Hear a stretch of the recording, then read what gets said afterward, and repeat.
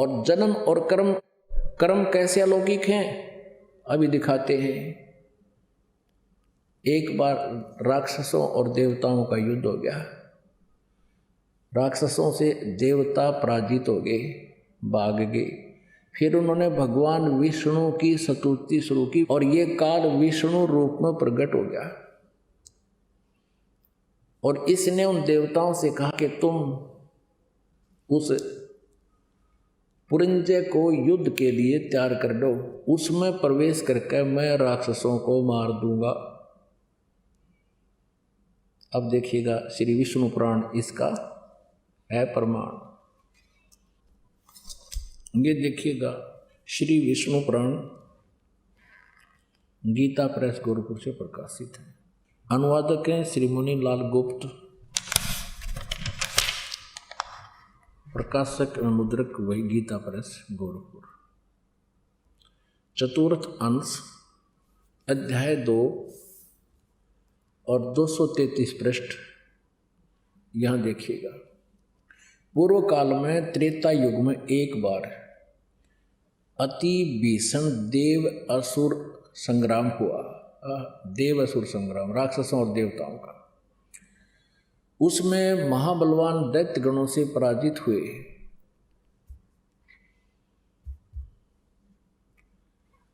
देवताओं ने भगवान विष्णु की आराधना की। अब ये स्तुति तक कर रहे हैं विष्णु जी की, आ गया विष्णु रूप धारण करके ये काल। तब आदि अनंत शून्य अशेष जगत प्रतिपालक श्री नारायण ने देवताओं से प्रसन्न होकर कहा, आप लोगों का जो कुछ भी अभिष्ट है वह मैंने जान लिया है। उसके विषय में यह बात सुनिए। राजर्षि ससाद का जो पुरंजय नामक पुत्र है, उस अक्षत्रिय श्रेष्ठ के शरीर में मैं अंश मात्र से यानी कुछ समय के लिए स्वयं अवतीर्ण होकर उसमें प्रवेश होकर उन संपूर्ण दैत्यों का नाश करूंगा। अतः तुम लोग पुरंजय को दैत्यों के वध के लिए तैयार कर लो, उसको खड़ा कर लो युद्ध के मैदान में, फिर मैं जानूं मेरा काम जाने। अपनात्माओं ये तत्व ज्ञान है, ये गूढ़ रहस्य है। और गीता ज्ञान दाता भी स्वयं चौथे अध्याय के 34वें श्लोक में कहता है कि उस तत्व ज्ञान को तत्वदर्शी संत बता सकता है। और वो स्वयं भी अल्पज्ञ है, वह स्वयं भी अज्ञानी है, कहता मुझे इसका ज्ञान नहीं, इसलिए तो संतों के लिए छोड़ दिया, तत्वदर्शी संत के लिए। और आज तक ये हमारे ब्राह्मण ऋषि गुरु महर्षि सतयुग से लेकर आज तक ये नहीं बता सके हमें ये तत्व ज्ञान, ये सभी अज्ञानी थे। अपनात्माओं ये बड़ी कटु कुनीन है, ये एक ऐसी टेबलेट है और इस कुनीन को खाए बिना यू मलेरिया रूपी अज्ञान हटाए को नहीं। ये भी आपके समझ अभी प्रमाणित करेंगे कि सतयुग के ब्राह्मण भी अज्ञानी थे, ब्रह्मा विष्णु और ये दुर्गा भी तत्वज्ञानहीन थे और ब्रह्म भी तत्वज्ञानहीन है, ये काल भी तत्वज्ञानहीन है, क्योंकि ये खुद कहता है कि उस पूर्ण परमात्मा के बारे में कोई तत्वदर्शी संत ही बता सकता है, मुझे पता नहीं। अब ये तत्व ज्ञान है कि श्रीमद् भगवत गीता जी का ज्ञान श्री कृष्ण जी ने नहीं बोला, क्योंकि श्री कृष्ण जी काल नहीं थे, वो तो सतोगुण भगवान थे, बड़े दयालु। भृगु ऋषि ने लात मार दी छाती पर तो भी उसका पैर उन्होंने मालिश की थी, मसाज की थी, कहीं आपको चोट तो नहीं आ गई। क्या वो काल कह सकता है या वो काल हो सकता है? कभी नहीं। ये तो एक कंसेप्ट ये क्लियर हो गया कि ससाद के पुत्र पुरंजय में प्रवेश करके उसने राक्षसों को मार दिया,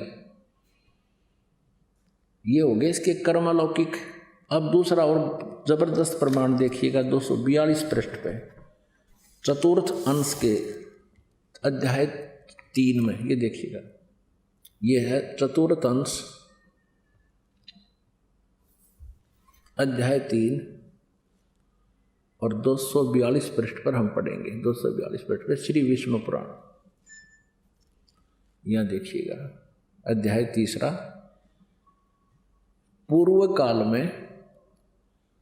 पूर्व काल में रसातल में मौने नामक 6 करोड़ गंधर्व रहते थे। पूर्व काल में रसातल में मौने नामक 6 करोड़ गंधर्व रहते थे। उन्होंने समस्त नाग कुल के प्रधान रतन और अधिकार छीन लिए थे। गंधर्वों के पराक्रम से अपमानित उन नागेश्वरों द्वारा स्तुतित किए जाने पर उसके श्रवण करने से जिनकी विकसित कमल सदृश आंखें खुल गई हैं, निंद्रा के अंत में जागे हुए उन जलस्यायी भगवान सर्वदेवेश्वर को प्रणाम कर उनसे नागगण ने कहा, भगवान, इन गंधर्वों से उत्पन्न हुआ हमारा भय किस प्रकार शांत होगा। तब आदि अनंत रहित भगवान पुरुषोत्तम ने कहा, ये काल था विष्णु रूप में, यौनासव के पुत्र मानधाता का जो ये प्रकुत्स नामक पुत्र है, उसमें प्रविष्ट होकर उसमें प्रवेश करके मैं ये काल कह रहा है उन संपूर्ण दुष्ट गंधर्वों का नाश कर दूंगा। इसी प्रकार इस काल ने श्री ब्रह्मा, श्री विष्णु, श्री शिव जी के पिताजी ने अपने ही पुत्र श्री कृष्ण अर्थात विष्णु जी के शरीर में प्रवेश करके गीता जी का ज्ञान बोला। अपने आत्माओं, श्री कृष्ण जी को तो पता भी नहीं मैंने श्रीमद् भगवत गीता जी में क्या बोला था। यह प्रमाण श्री महाभारत ग्रंथ के अंदर द्वितीय भाग में 667 पृष्ठ पर वर्णित है। वो भी आपको अभी दिखाते हैं। ये देखिएगा, संक्षिप्त महाभारत द्वितीय खंड, संपादक तथा संशोधक हैं दयाल गोविंद का गीता प्रेस गोरखपुर, प्रकाशक एवं मुद्रक हैं गीता प्रेस गोरखपुर। इसके 667 पृष्ठ पर आप देखिएगा, ये 667 पृष्ठ पे है। जन्मे जय ने पूछा, ब्राह्मण, शत्रुओं का नाश हो जाने के बाद जब महात्मा श्री कृष्ण और अर्जुन सभा में बैठकर वार्ता कर रहे थे, उस समय उनमें क्या बातचीत हुई। वैशंपायन जी ने कहा, राजन, श्री कृष्ण के सहित अर्जुन ने जब अपने राज्य पर पूरा अधिकार प्राप्त कर लिया तो वे दिव्य सभा भवन में आनंद के साथ रहने लगे। एक दिन सज्जनों से घिरे हुए वे दोनों मित्र स्वेच्छा से घूमते हुए सभा मंडप के ऐसे भाग में पहुंचे जो स्वर्ग के समान सुंदर था। पांडुनंदन अर्जुन श्री कृष्ण के साथ रहकर बहुत प्रसन्न थे। उन्होंने एक बार उस रमणीय सभा की ओर दृष्टि डालकर भगवान से यह वचन कहा, देवकी नंदन, जब युद्ध का अवसर उपस्थित था उस समय मुझे आपके माध्यम का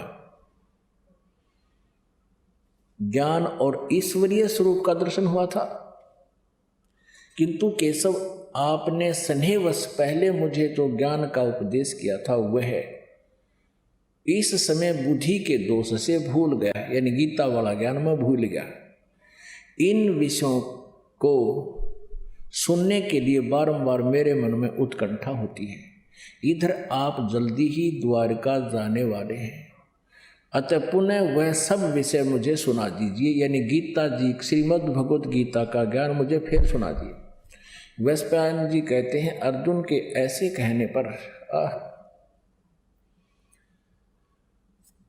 वक्ताओं में श्रेष्ठ महातेजस्वी भगवान श्री कृष्ण ने उन्हें गले से लगाकर इस प्रकार उत्तर दिया। श्री कृष्ण बोले, अर्जुन, उस समय मैंने तुम्हें अत्यंत गोपनीय विषय का श्रवण कराया था।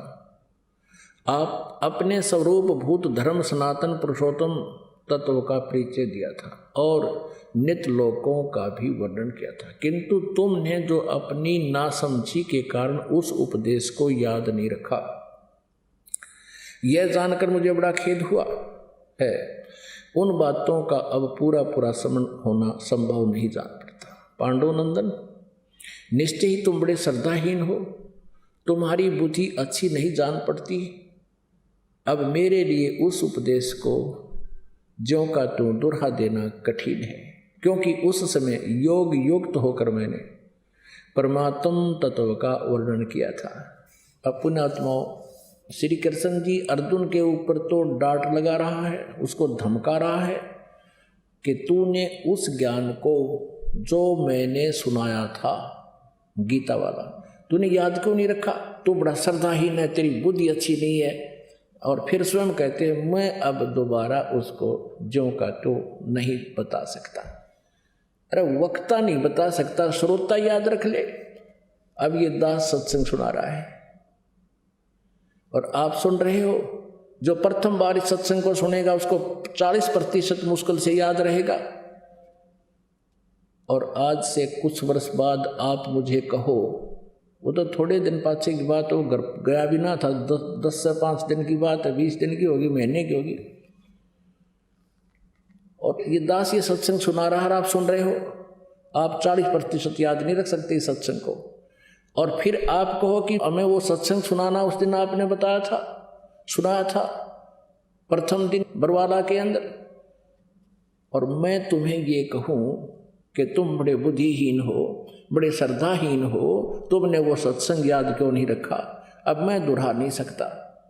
ये कोई न्याय संगत बात है? इससे सिद्ध है कि मैं स्वयं नहीं बोल रहा हूँगा, मेरे अंदर कोई भूत बोल गया तब मैं ऐसी बात कह सकता हूँ। ऐसे ही श्री कृष्ण जी बोल रहे हैं, उनको कुछ नहीं पता था, उसमें वो काल बोल रहा था। और फिर क्या पली देते हैं श्री कृष्ण जी कि उस समय मैं योग युक्त हो गया था। अरे इसे बुरे समय में जब चारों तरफ तलवारें चमक रही हो वहां तो योग युक्त हो गया। अब पीस प्लेस पे, अब शांति प्रिय स्थान है, कोई दिक्कत नहीं। अब योग युक्त होने में के बिजली पड़े थी। अब क्या समस्या थी उनको? तुरंत फिर हो जाता, फिर सुना देता। योग युक्त होने की जरूरत जिसने ज्ञान है वो तो पट्टापट बोल लेगा, सुना देगा। कहने का भाव ये है कि श्री कृष्ण जी को कुछ भी पता नहीं गीता उन्होंने बोलिया क्या था। तो पुण्यात्माओं, इस तत्व ज्ञान को समझकर हम अपना कल्याण करा सकते हैं।